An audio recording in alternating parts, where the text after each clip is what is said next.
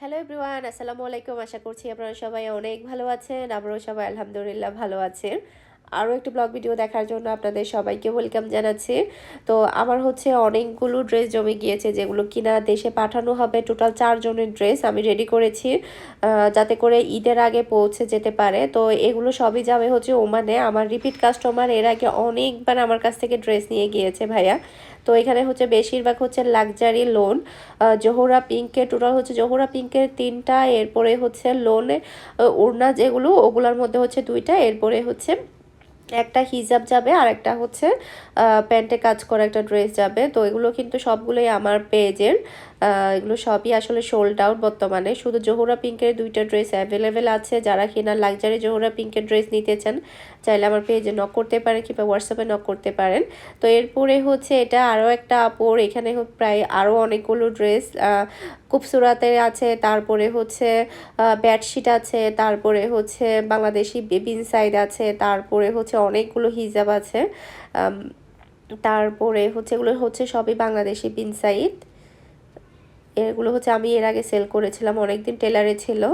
তো এরপরে হচ্ছে নতুন কালেকশন থেকেও আছে এখানে, এই যে দেখতে পাচ্ছেন। তো অনেক পাকিস্তানিও আছে। তো এটা হচ্ছে আরেক মানে রিপিট কাস্টমারই আমার। এর আগেও অনেক ড্রেস পাঠিয়েছি আমি আলহামদুলিল্লাহ আপুর জন্য। তো এবারও পাঠাচ্ছি যাতে করে ঈদের আগে পৌঁছে যেতে পারে সবগুলোই। তো সবগুলোই আসলে অলরেডি পাঠানো হয়ে গিয়েছে আমার। তো এখানে হচ্ছে স্টোন ওয়ার্কের যেগুলো কিনা কারচুপি কাজ করা, ওগুলোর মধ্যে অনেকগুলো হিজাব, সেই সাথে স্টোনের কাজ করা অনেকগুলো হিজাব আছে, প্রায় 7-8টা মতো হিজাব এখানে বেডশিট সহ একসাথে যাবে। এটা হচ্ছে একজনের, সে সাথে আরও 2 জনের ড্রেস যাবে। এবারে কিন্তু একটু বেশিই যাচ্ছে, অন্যান্য বারো দেখা যায় কি 1 জন 2 জন, আবার অনেক সময় দেখা যায় আরও বেশি হয়ে যায়, 5-6 জনের ড্রেস আমি একসাথে রেডি করে ফেলি। তো এগুলো হচ্ছে আরও একটা আপুর, এটাও কিন্তু আমার রিপিট কাস্টমার। তো আপু এখানে অনেকগুলো পাকিস্তানি ড্রেস, তারপরে পাকিস্তানি মালহা, তারপরে হচ্ছে হিজাব, সব মিলিয়ে কিন্তু অনেক কিছুই। এগুলো হচ্ছে পাকিস্তানি মালহা কাতান ওড়নার ড্রেস। এরপরে এটা হচ্ছে মরজা ব্র্যান্ডের, এগুলো এর আগে আমি সেল করেছিলাম। এরপরে হচ্ছে জোহরা পিঙ্কের লাক্সারি হচ্ছে একটা আপুর জন্য, এগুলো হচ্ছে সবই পাকিস্তানি ড্রেস। আমার পেজে দেখা যায় কি বেশিরভাগ পাকিস্তানি ড্রেস থাকে, এরপর বাংলাদেশের সিজনালি ড্রেসগুলোও থাকে, বাংলাদেশি, ইন্ডিয়ান, পাকিস্তান সবই থাকে আমার পেজে আলহামদুলিল্লাহ। তো এটা হচ্ছে জোহরা পিঙ্কের ড্রেস, লাক্সারি সুইস বয়েলের ড্রেসগুলো। তো এখানে হচ্ছে আড়ংয়ের ড্রেসও আছে। তো এগুলো সবই হচ্ছে সেলাই করা, আসলে বেশিরভাগ কাপড় সেলাই করে পাঠানো হয়, আবার কিছু কিছু ড্রেস সেলাই না করেও পাঠানো হয়, যার যেমন ইচ্ছে আর কি, কাস্টমাররা নিয়ে যায়। তো এটা হচ্ছে একজনের। এরপরে হচ্ছে এখানে আছে আরও একজন আপুর ড্রেস, এখানেও প্রায় অনেকগুলো ড্রেস, পাকিস্তানি বিনসাই, তারপরে হচ্ছে রামসা ব্র্যান্ডের ড্রেস। রামসা ব্র্যান্ডের ড্রেস আমি 2টা সেট এনেছিলাম, আসলে আমি ভিডিও প্লাস আমার পেজে আমি কোনোটাই দেইনি, এর আগে আমার সোল্ড আউট হয়ে গিয়েছে। তো ফাহামিদা মেরিনদের পরার ড্রেসগুলো ছিল, গত বছরের বিয়েতে পরেছিল। তো এ বিয়েতে পরার পরে অনেকেই আমাকে নক করেছে রামসা ব্র্যান্ডের ড্রেসগুলোর জন্য। আসলে কি বলবো, রামসা ব্র্যান্ডের ড্রেস এখন কোথাও পাওয়া যাচ্ছে না। আমার অনেক কাস্টমার দেখা যাচ্ছে কি রামসা ব্র্যান্ডের ড্রেসের জন্য একদম পাগল হয়ে আছে, তারপর আমি দিতে পারছি না। আমি রামসা ব্র্যান্ডের ড্রেসগুলো এনেছিলাম রমজানের আগে আমার 2টা সেট একদম সোল্ড আউট হয়ে গিয়েছে। ভিডিও কিংবা পেজে কোনো কানে আমার দেওয়া হয়নি। তো এখানে সবই হচ্ছে পাকিস্তানি ড্রেস, একটাও বাংলাদেশি ড্রেস নেই এখানে। রামসা, তারপরে Pakistani original Pakistani pin side, এরপরে হচ্ছে খুবসুরাতের সুইস লোন, তারপরে হচ্ছে হাইনা ব্র্যান্ডের, তারপরে হচ্ছে অনেকগুলো এখানে হিজাব, সবগুলোই হচ্ছে স্টোন ওয়ার্কের হিজাব। তো এখন কিন্তু বর্তমানে অনেকগুলো হিজাব অ্যাভেলেবেল আছে, আপনারা চাইলে নক করতে পারেন আমার পেজে কিংবা হোয়াটসঅ্যাপ নাম্বারে। তো ওগুলো তো প্যাকিং করা শেষ, অলরেডি পোস্টও করা হয়ে গিয়েছে সবগুলো। তো এরপরে হচ্ছে আমি আর আমার শাশুড়ি বের হলাম একটু বাজার করতে। এখন তো নিজের বাজার নিজেকে করতে হয়, আর আমার শাশুড়ি আসার পর থেকে আমার শাশুড়িকে সহ নিয়ে একসাথে বের হই, কারণ উনি নিজের হাতে বাজার করতে অনেক বেশি পছন্দ করে।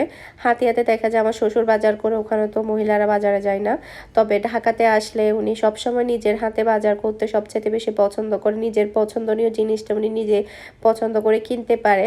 তো এখন যেহেতু আমি একা যাচ্ছি তাই ওনাকেও সাথে করে নিয়ে আসলাম। তো ফার্স্টে হচ্ছে আমরা গরুর মাংস কিনবো, কারণ হচ্ছে মিহির বাবার জন্য গরুর মাংস দিব। জুহির যাচ্ছে, মামা যাচ্ছে, ও মানে ছুটিতে এসেছিল, তো ওনাকে ওনাকে দিয়ে হচ্ছে মিহির বাবার জন্য গরুর মাংস রান্না করে দিব। তারপরে হচ্ছে আমার শাশুড়ি চেও মাছ এনেছে, চেও মাছ শুটকি এনেছে, তো এগুলো সবই রেডি করে দিব।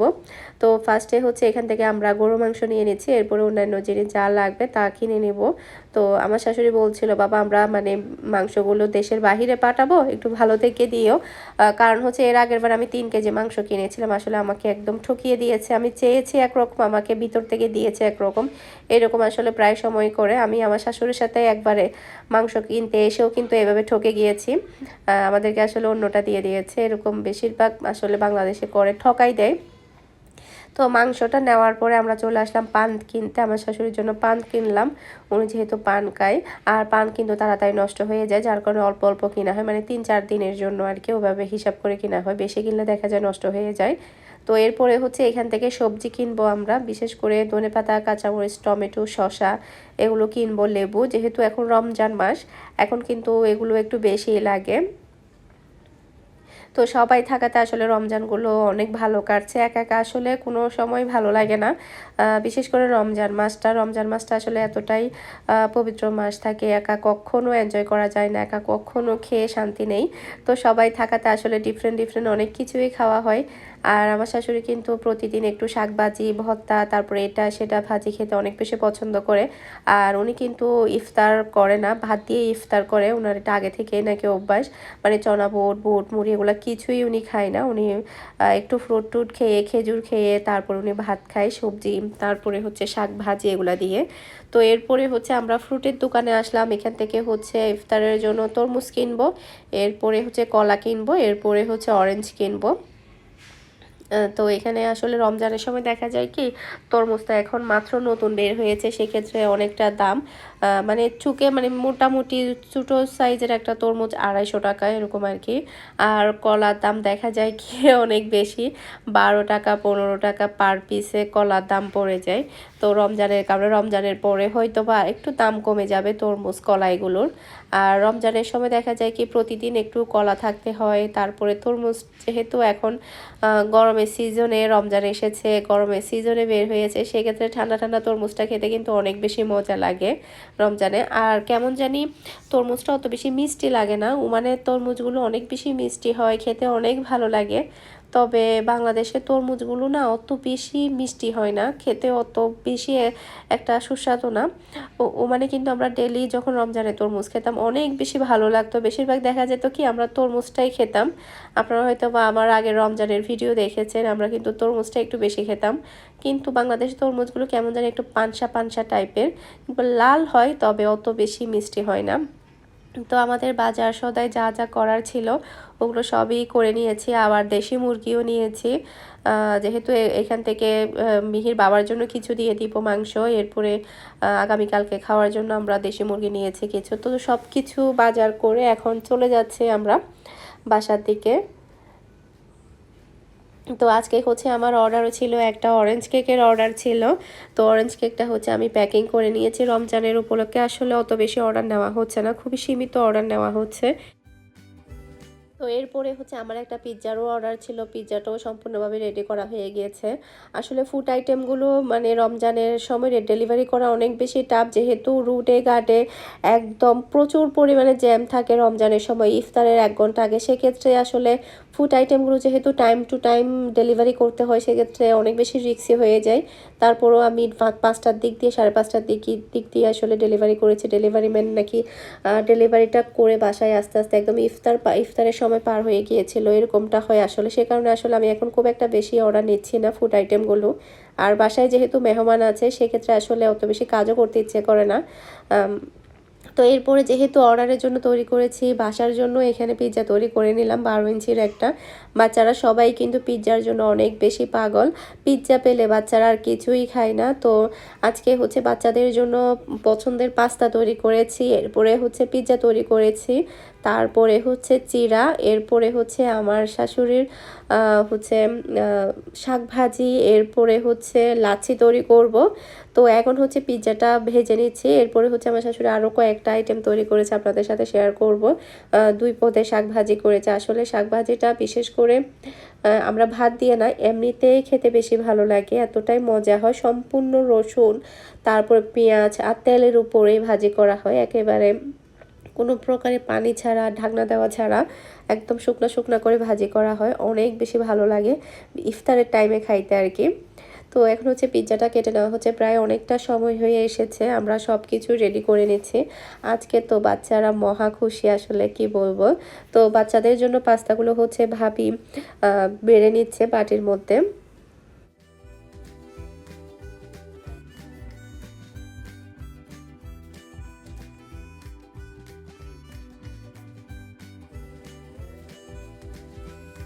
করতে চাই না কারণ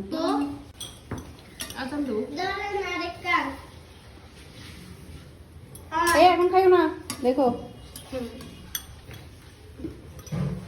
মিনহা নাকি বোনের স্কুলে নিবার লাগে ঘুমিয়ে জানো বোনের তুমি মারবে আমার কম, তার জন্য আমি গরম এখন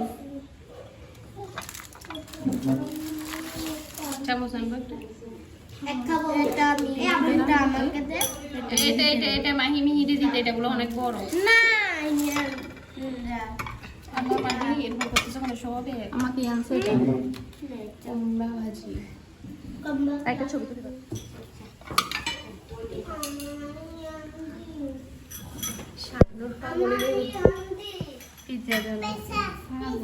পিস ভাবি তখন দেখবো আমি বাড়তেছি, এটা তো মিনহাকে ছোট থেকে দেন, ছোট থেকে মিনহাকে গেলে বড় থেকে দেন। এটা মিনিয়ারে দেন একদম আটা আটা হয়েছে, গরম গরম খাইলে এরকম হয়। আরে আসল দিদি না কারি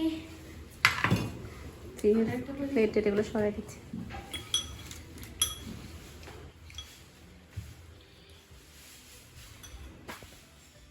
তো এখানে দেখতে পাচ্ছেন মিষ্টি কুমড়া দিয়ে চিংড়ি মাছ ভাজি করেছে, এরপরে হচ্ছে এখানে একটা সবজি ভাজি করেছে চিংড়ি মাছ দিয়ে, এরপরে হচ্ছে এটা হচ্ছে শাক ভাজি।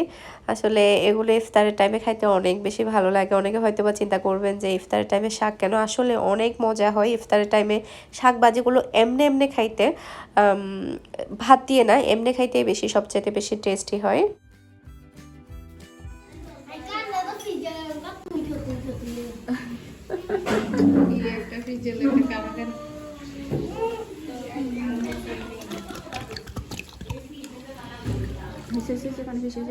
চিনি দিয়ে দেন।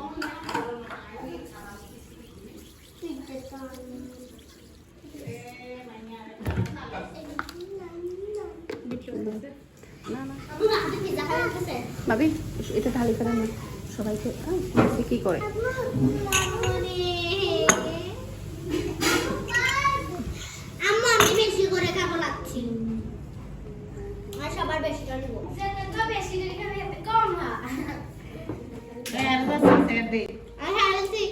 এরা তোকে ছেড়ে দাও, আমার খেজুর নেন দিছে দিছে দিছে।